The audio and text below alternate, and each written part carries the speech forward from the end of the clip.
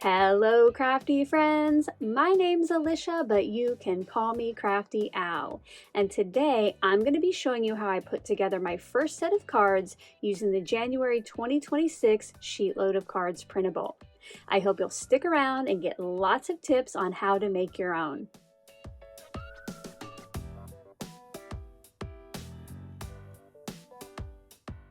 Welcome, or perhaps welcome back to my channel. I'm so glad that you're here today. Yesterday, I debuted the brand new SheetLoad of Cards for January 2026. This is a special edition using 6x6 pattern paper where you won't have any pattern paper scraps, and it is also in collaboration with Kendra's Card Challenge. This sketch was featured in KCC number 18 and was sketch 15. Make sure to check out KCC number 21 to see how Kendra incorporated SheetLoad into her latest printable. I do have her video with all the details on how to get it down in that description box below. If you haven't yet downloaded the free printable, make sure to check out yesterday's debut video. I will have it linked in the description box as well. And today I'm going to be showing you how I put together my first set, and I think it was probably a good idea to wait because there are some assembly suggestions this month, and it might be easier to see it done once and then give it a try yourself. Also today, my creative team will be joining me in sharing their first sets. And I did announce yesterday we have a couple new team members. Welcome once again to Reagan and Justine. And to see what everybody on the team created, you're going to want to check out this month's playlist. It is your one-stop shop for all of their videos. You can find it linked toward the top of the description box below, and I'll also have it as an end screen at the end of this video. As I always say, they would all love for you to stop by, see what they created, and leave some love. I know that I love to go see all their videos, how they made the SheetLoad their own, and see you guys in their comments as well. As I get into the process, I will tell you about all of the products that I am using, including 2 bonuses that I created for channel members. But if you do have any questions after the video is all done, feel free to leave those in that comment section below, and I'll get back to you just as soon as I can. Let's get crafty! I am using some digital papers for this first card set of 2026. I resized one of the images to be my 6x6 paper, and then I put a larger section of the gold glitter at the bottom, and later I will be die cutting my focal points from those. I'm going to get started by cutting down my 6x6 piece so the image bleeds off each of the edges. If you want to check out this digital paper pack, I got it at Creative Fabrica, and I will link the collection in the description box below. This month's printable did have a pretty big section of assembly suggestions on page 1, and that's because to cut down your pattern papers, it's a little bit different this month. So I'm going to show you a couple different ways. The first cut you're going to make is at a diagonal, and you will want it to be approximately 2 inches from the top of the right down to 2 inches from the bottom of the left. Now for this first one, since my trimmer does have lines on the left and right of the cutting line, I am just going to line up the corner on the left with 2 inches and the corner on the right 2 inches and then make that slice. Then I'm going to rotate the piece on the right, and you'll see here that they lay perfectly on top of each other. And what you're going to want to do is measure how long that bottom straight piece is. And for my papers, it is about 6 1/4 inches. So I'm going to cut this at 3 1/8 inches, just right in half. And now from that one piece of 6x6 paper, you have 4 equal pieces and no scraps. You might want to take note at this time of the assembly suggestions. If your pattern paper is directional, at this point you might need to move this piece around the front of your card so that it does read correctly. That is also another way that you can make these cards look not exactly the same. For the second piece of pattern paper, I'll show you how to be more technical about it, or what to do if your trimmer doesn't have measurements to the left and right of your cut line. And for this, I just brought in a pencil, and I started by having my pattern paper read the correct way to me, but because it is so dark, you won't be able to see any pencil marks on the front. So what I did instead was flip this piece over, and I quickly made some marks of where I needed to measure. Now, since I did flip it over, those marks were made in the upper left and the bottom right. Then I took the piece down to the ruler on my trimmer and made a little tick mark at 2 inches on the opposing edges. Now I'm going to use those to make my diagonal cut. Again, keeping in mind this will be upside down for now, but after that slice is made, just like before, these pieces lay right on top of each other. Now, depending on which way you do it or how your trimmer is, you will need to measure that longest edge each time and cut your piece in half. On this one, it was slightly wider than that original 6 1/4, so I made a slight adjustment when I made my cut. Let me know down in that comment section below which of these techniques you'll be using to cut your pattern papers. The next cutting I'll do is for CS1, and for this you need 2 sheets of coordinating cardstock, and you'll cut each one into 4 pieces that are 5 1/4 inches wide by 4 inches tall. While I work on that, I wanted to take a minute to recognize some special channel members. In the month of December, I had some of them earn their 1-year membership badge. So I would like to say congratulations and thank you to the members whose names are scrolling up on screen now.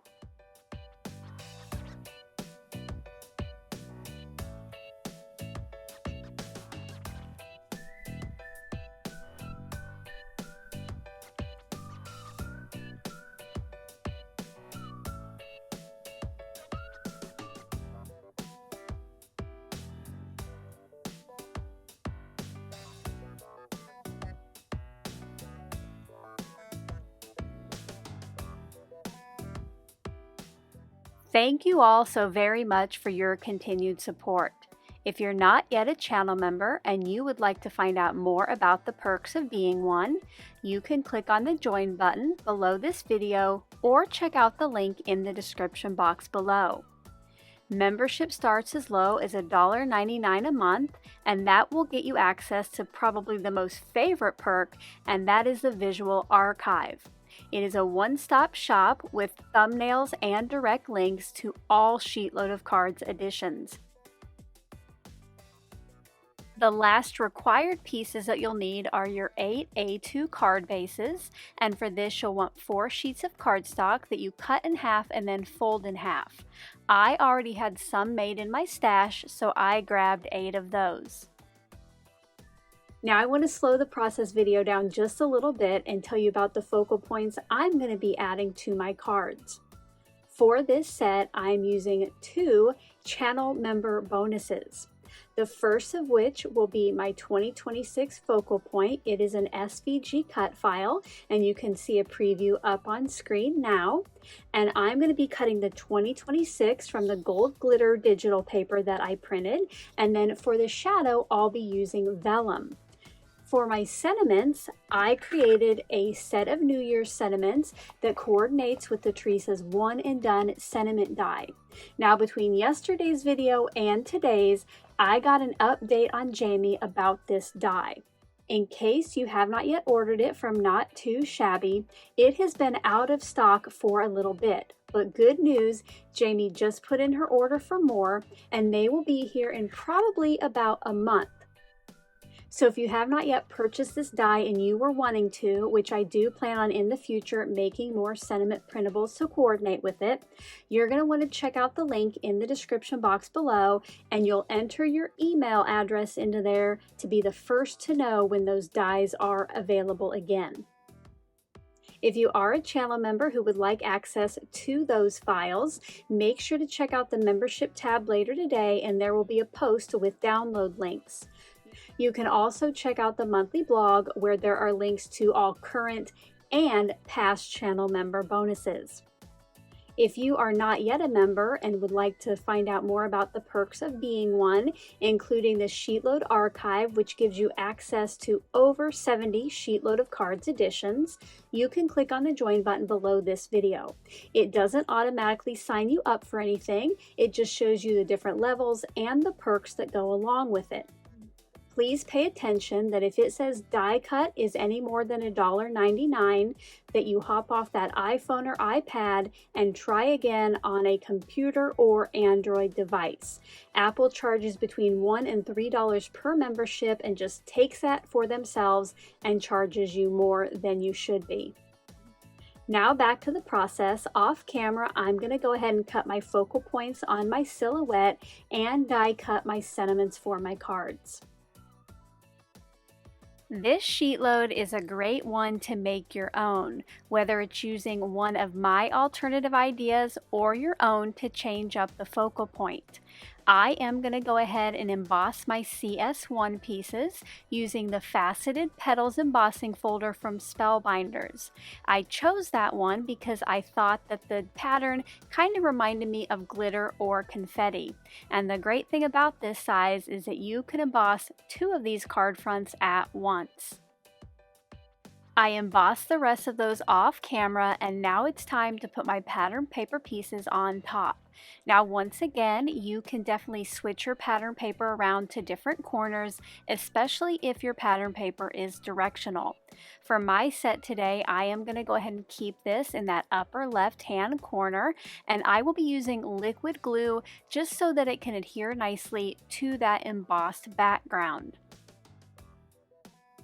If you don't want to fiddle too much with getting the edges and the corners of both of these pieces perfectly aligned, you could also bring in a helper. And for me, that is my Scor-Buddy, but you can use anything that has a corner with a little lip or a ledge, like a Misty or maybe your trimmer. Then once I've put my glue on the back of my pattern paper, I can just quickly put both of the bottom corners down in the corner of the Scor-Buddy and adhere those together. This just takes a little bit less time. I adhered the rest of these pieces together with the assistance of my little helper, and now it's time to get the focal points ready. I will be placing my gold glitter numbers onto their vellum shadow, and just so you can easier see those die cut pieces, I do have them sitting on the back of one of my card bases. Now when you go to use these, if you are a member, you'll want to put them on piece by piece, and you just want the outside edge to have kind of an even border. Now since I created this one that I'm showing you here on camera, I did make a second version where the numbers are more connected. So up on screen now you can see once again a little preview of those SVG files, and you can decide which option that you want to use.